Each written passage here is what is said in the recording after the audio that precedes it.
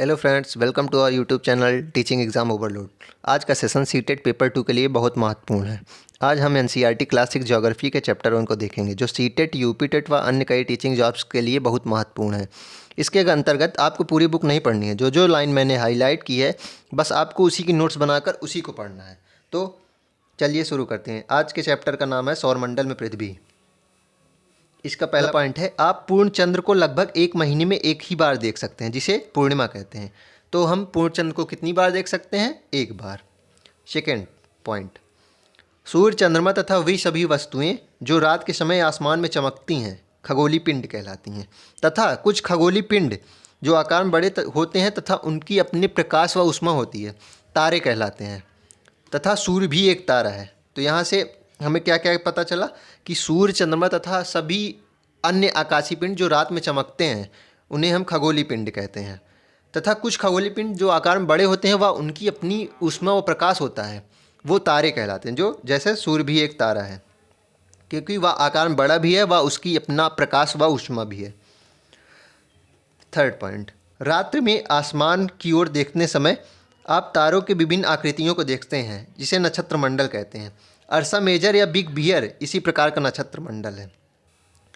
Small beer या सप्तऋषि यह 7 तारों का समूह है, जो कि एक बड़े नक्षत्र मंडल अर्सा मेजर का भाग है। अगर आप प्रीवियस ईयर पेपर को देखते होंगे तो यह प्रश्न बन चुका है कि सप्तऋषि कौन से नक्षत्र मंडल का भाग है, तो इसका उत्तर होगा अर्सा मेजर। प्राचीन समय में लोग रात्रि में दिशा का निर्धारण तारों की सहायता से करते थे, जिसे उत्तरी तारा या उत्तर दिशा बताता था। इसे ध्रुव तारा भी कहते हैं। यह हमेशा एक ही स्थान पर रहता है।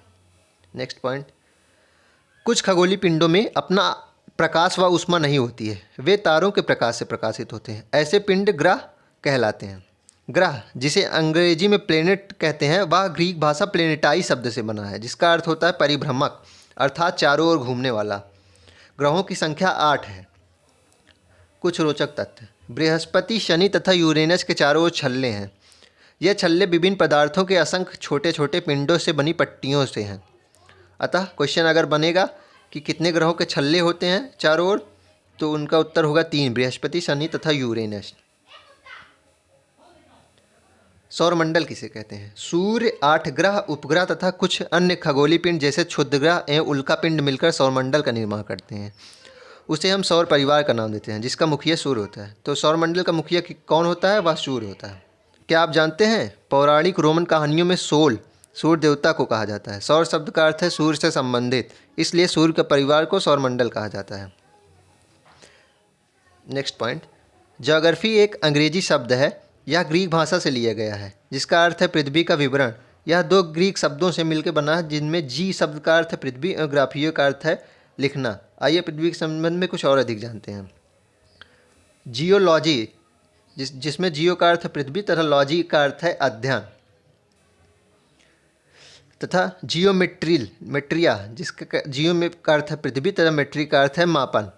जियोआइड, जिसमें जियो का अर्थ है पृथ्वी तथा ऑइड का अर्थ होता है पृथ्वी का आकार।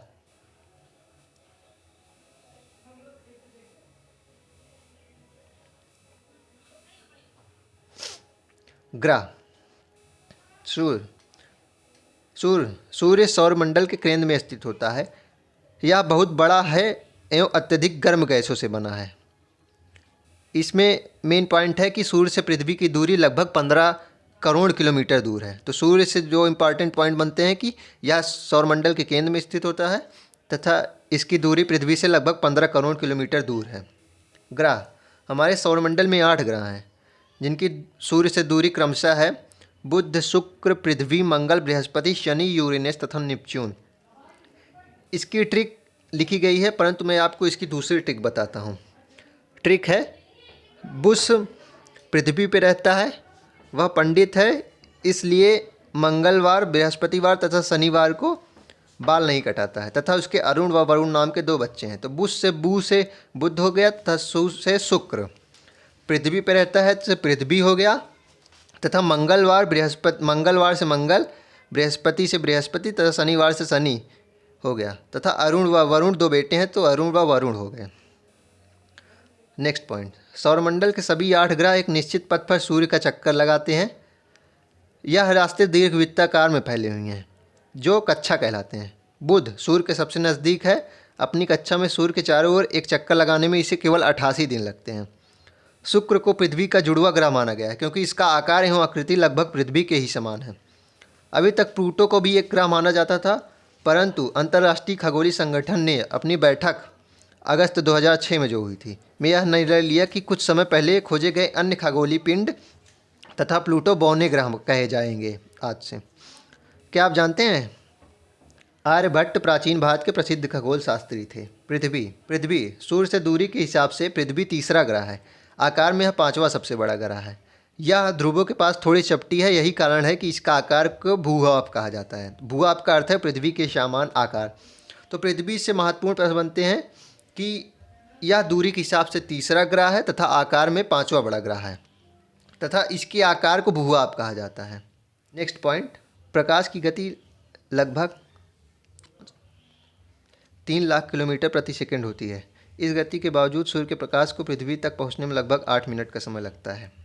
अंतरिक्ष से देखने में पृथ्वी नीले रंग की दिखाई पड़ती है क्योंकि इसकी 2/3 सतह पानी से ढकी हुई है, इसलिए इसे नीला ग्रह कहा जाता है। तो पृथ्वी को नीला ग्रह क्यों कहा जाता है? क्योंकि इसकी 2/3 सतह पानी से ढकी है। रोचक तथ्य, नील आर्मस्ट्रॉन्ग पहले व्यक्ति थे जिन्होंने 21 जुलाई 1969 को सबसे पहले चंद्रमा की सतह पर कदम रखा था। नेक्स्ट पॉइंट, चंद्रमा।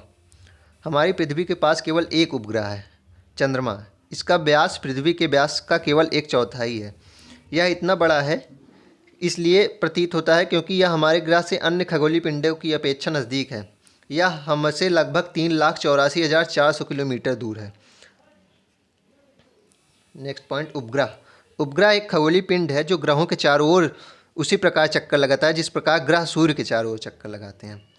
मानव निर्मित उपग्रह एवं कृत्रिम पिंड हैं जो वैज्ञानिकों द्वारा बनाए गए हैं, जिसका उपयोग ब्रह्मांड के बारे में जानकारी प्राप्त करने एवं पृथ्वी संचार माध्यम के लिए किया जाता है। चंद्रमा पृथ्वी का चक्कर लगभग 27 दिनों में पूरा करता है तथा लगभग इतने ही समय में यह अपने अक्ष पर एक चक्कर भी पूरा करता है। इसके परिणाम स्वरूप पृथ्वी से हमें चंद्रमा का केवल एक ही भाग दिखाई देता है। तो क्वेश्चन यह बन चुका है सीटेट में कि चंद्रमा का केवल एक ही भाग क्यों दिखाई पड़ता है पृथ्वी से? तो इसका कारण है क्योंकि यह अपना चक्कर भी 27 दिनों में पूरा करता है तथा इतने ही समय में यह अपने अक्षों पर एक चक्कर पूरा करता है।